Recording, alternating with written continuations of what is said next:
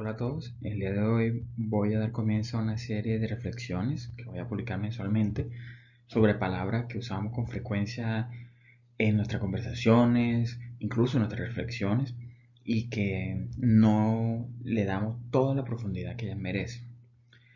La primera palabra que veremos, que pueden ver apreciar en la agenda, es humildad. Humildad, y en esta agenda, además de reflexión, terminaremos con oración de cierre.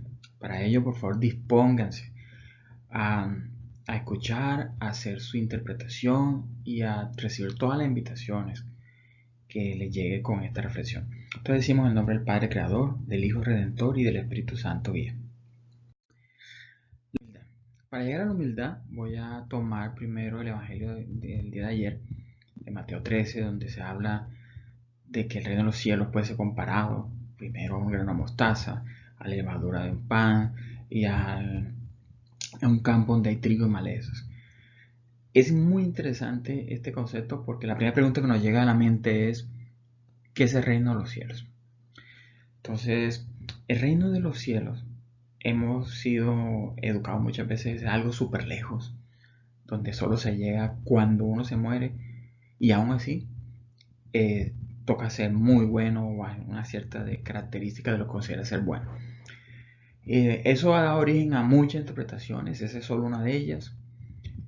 No estoy juzgando, solamente estoy comentando cómo en muchas ocasiones hemos creado ese tipo de conceptos internamente. Y para ello quiero comenzar con la etimología, o sea, de dónde sale esa palabra.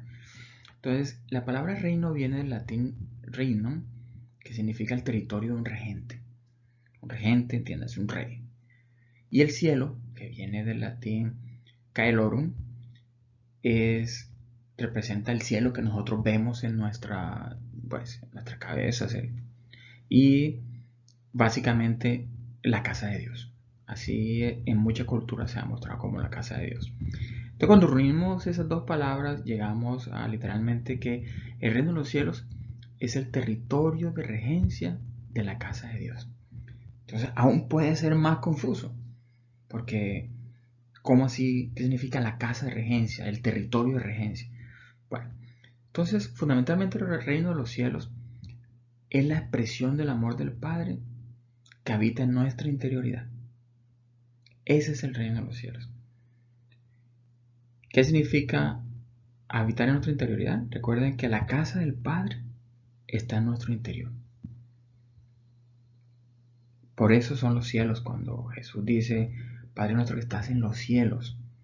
Esos cielos no están lejísimos, esos cielos están en el amor que el Padre ha puesto en cada uno de nosotros. ¿Y cuál es ese territorio de regencia de la casa del Padre? Es precisamente todo aquello que está expresado a través de su amor. ¿Cómo así? Es la expresión, el territorio del amor del Padre es el que vemos a través de otras personas, es el que vemos en la naturaleza, el que vemos en los animales, el que vemos en el universo. Todo ese es el territorio de la expresión del amor del Padre. Por eso el reino de los cielos que está en nosotros se expresa a través de esa interacción con, con ese exterior al cual pertenecemos también e interactuamos con él. Esa manifestación de esa expresión tiene dos componentes fundamentales. No quiere decir que sean las únicas. La primera es el Espíritu Santo, que es una presencia constante en nuestras vidas. Con total seguridad tenemos que tener que saber que Él está con nosotros, haciendo que cada día sea cada cosa mejor. La segunda parte de la voluntad del Padre. Es una voluntad del Padre que, como le he explicado anteriormente, corresponde a la armonía. Esa armonía es singular a cada uno de nosotros. El Padre singulariza esa armonía a cada uno de nosotros dentro de un marco total que es su amor que habita en todo el universo. Recuerden que le explicaba que el amor no es un concepto etéreo. El amor es esa armonía que podemos ver y aún aquella que no podemos ver. ¿Qué ocurre? Cuando ustedes miran este reino de los cielos, en la parábola que muestra a Jesús, un punto central y que es común a las tres parábolas es crecimiento. El crecimiento debe entenderse como progreso. Ese progreso que está representado con el granito de trigo que crece y da la planta, con el granito de mostaza que da un gran árbol y con la levadura que hace crecer el pan. Ese crecimiento se logra a través de la reflexión. Reflexiones que hacemos de nuestras acciones, reflexiones que hacemos de nuestras decisiones, reflexiones que hacemos sobre todo aquello que está a nuestro alrededor. Y esa reflexión, cuando miran, si quieren analizar con más detalles esas bellas parábolas de Jesús, la reflexión son esos ángeles que Jesús muestra que cortan las malezas, que recogen el buen trigo. La reflexión recoge el buen trigo y al mismo tiempo, como agrega luz a nuestra vida, remueve las malezas. No necesariamente la única explicación es ver las malezas y el trigo como la otra persona, los cristianos, no cristianos, los judíos, los no judíos. No. Tomemos esa reflexión para nuestro interior y verán cómo son esas malezas que son el orgullo y la vanidad, las que Jesús precisamente está mostrando cómo la reflexión debe cortar. Y aparece otro personaje, que es el diablo de la parábola. Entonces, esta palabra atemoriza a muchos. De hecho, he visto por ahí muchos mensajes que mandan en video donde cuentan cómo ese diablo es el que está mandando ahorita este coronavirus. No. A ver, lo primero que es importante tener presente es que el Padre es creador de todo, creador del virus, creador también de todo esos efectos que pueden tener los que no nos gusta, como también aquellos que nos gustan, porque el Padre permite que la creación se mueva. Entonces, el concepto del diablo es una distorsión de la realidad. De hecho, cuando ustedes van al origen de esa palabra, viene del hebreo Satán, por eso sale Satanás. Esa palabra, Satán, significa en el hebreo el oponente, el adversario. O sea, ese oponente fundamentalmente lo que representa es la ignorancia. ¿Cuándo hay ignorancia? Cuando no confiamos en el Padre. Y no confiar en el Padre, solo dudar de la presencia del Padre genera miedo. Solo dudar en esa bondad del Padre causa muchísimo miedo. Y por esa razón ustedes verán muchos grupos de muchas religiones, de muchas creencias, tratando de explicar todas las cosas que consideramos malas, tratando de explicarlas y echándose la culpa a este oponente. Entonces, punto importante es que no hay lugar a miedos, porque hay que recordar que el Padre Celestial está en todos los rincones del universo. Siempre está ahí. En los rincones que son oscuros, como los que son muy claros, como los que son medio claros. El Padre está en todo lugar. Nunca nos abandona. Por esa razón no hay lugar a miedos. Todas esas historias que muchas veces son fantasiosas, que incluso las películas no las avivan, tienen un gran componente de distorsión de la realidad. Incluso algunos de ustedes podrán decir, pero César, las brujas, las cosas, sí. Hay personas que usan energías de la naturaleza para hacer efectos que no son convenientes. Eso no quiere decir que el Padre esté fuera de eso. El Padre está en todas las expresiones que podemos imaginar, porque el Padre está en todo lugar y en todo momento. Entonces, Jesús muestra en este pasaje bíblico, a ese oponente como la maleza. Entonces no es como algunos pueden creer que es un espíritu por allá inmundo que se mete, como el que entró de la legión y todo eso. Ese es otro tema que en algún momento trataré. Acá Jesús, y traído a nuestro momento presente que ya hemos evolucionado en la historia, se refiere a todos aquellos aspectos de nuestra vida donde no hemos hecho completa reflexión. Ejemplos de ellos son la arrogancia, el orgullo y la vanidad. ¿Qué pasa? Cuando reconocemos a Jesús en nuestras acciones, permitimos que la luz del Padre se riegue y nos guíe. Y podemos tomar esas distorsiones de la realidad y sacar de nuestra mente toda esa fantasía. Toda la fantasía que hay que ir y poner crucifijos izquierda, derecha, botar no sé cuántos amuletos para evitar que no. Ese tipo de cosas lo que muestran es hay una carencia en nuestra confianza hacia el Padre. Y por eso hay que reflexionar sobre ello.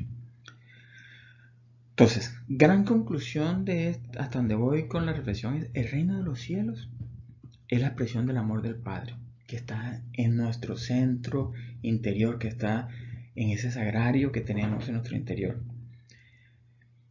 Que ese reino de los cielos es una expresión viva del Espíritu Santo, donde no hay lugar a miedos, donde cuando Jesús hablaba de todo este tema del diablo, etcétera, en los pasajes de la Biblia, está refiriendo a todo aquello que se opone a nuestro avance, todo aquello que se opone a nuestro progreso.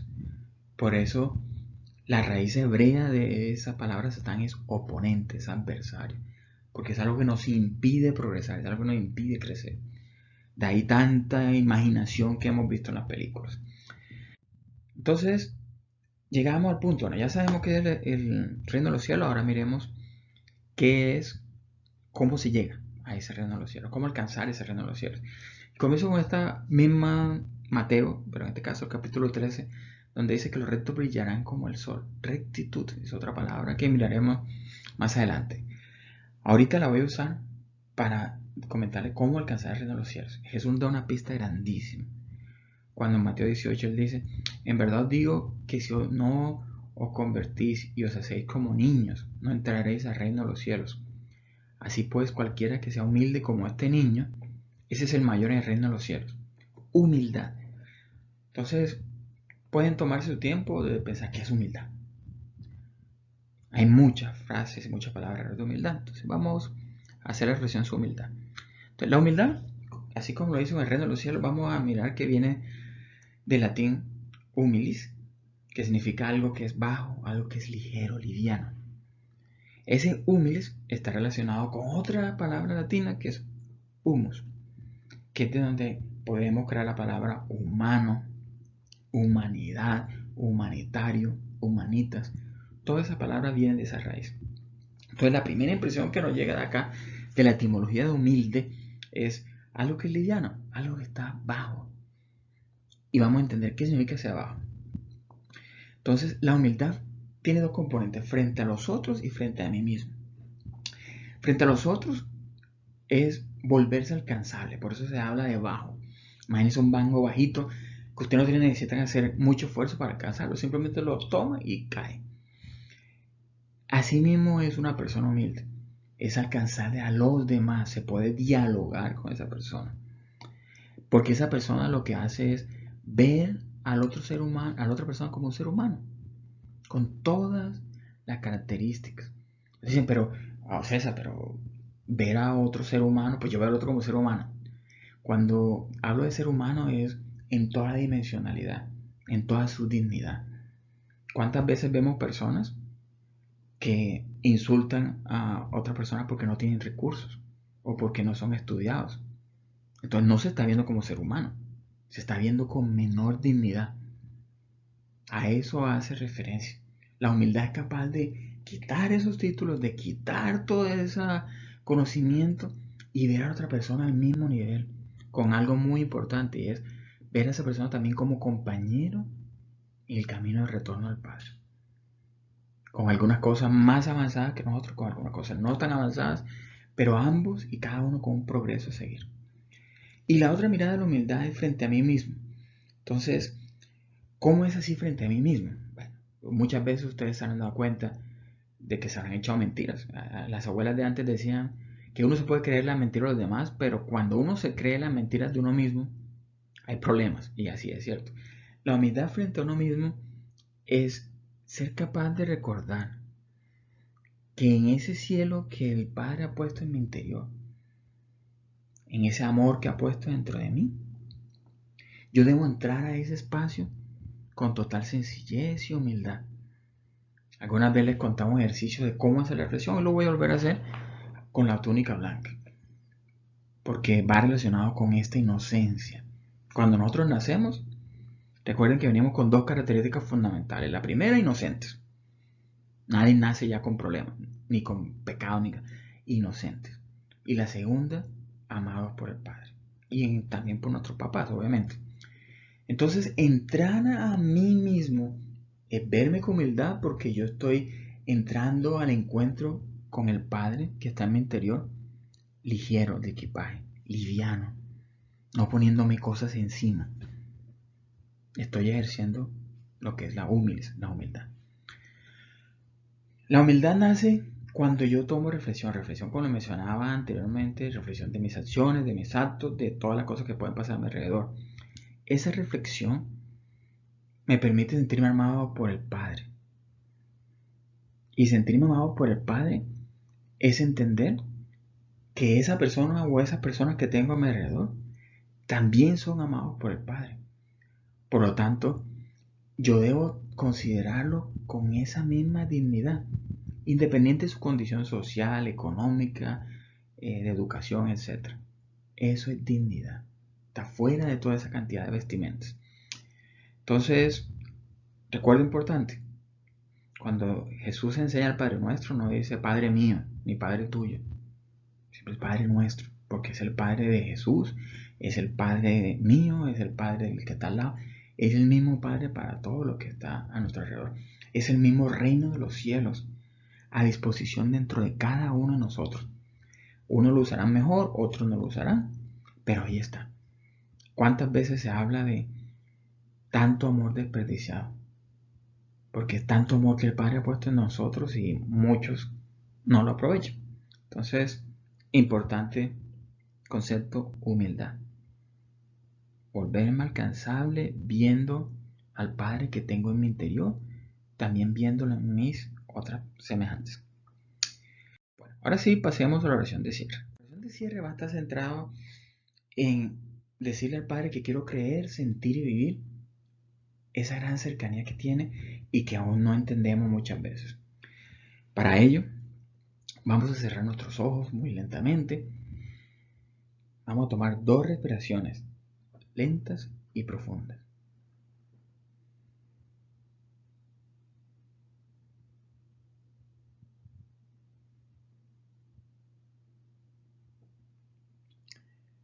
Ahora vamos a imaginarnos que tenemos puestos una túnica blanca. Es una túnica blanca porque el blanco es la suma de todos los colores. Es una túnica blanca porque es sencilla. Nos vamos al encuentro del Padre en nuestro interior sin carga sobre nosotros. No juzgamos, no calificamos. Buscamos que la mente esté en silencio.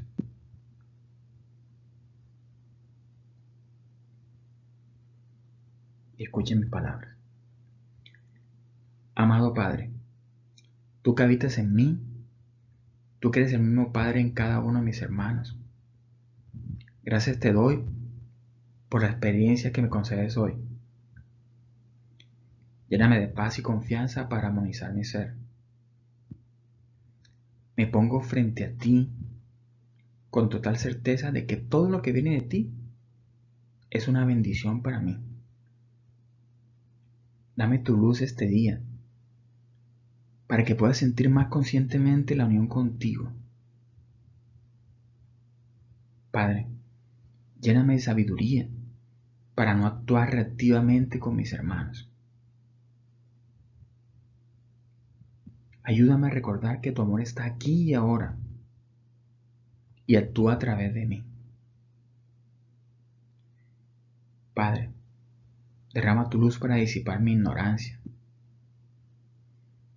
ya que tuya es la misericordia, tuya es la compasión y tuyo es el amor. Creer en ti y creerte a ti, esa es mi promesa. Amén.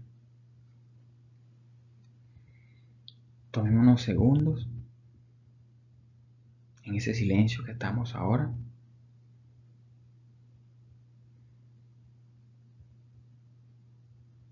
Y vamos a guardar esas palabras que nos llegaron bien adentro.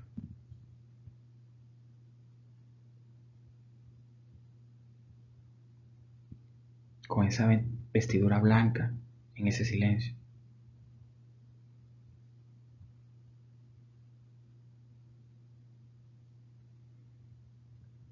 Cuando estemos preparados,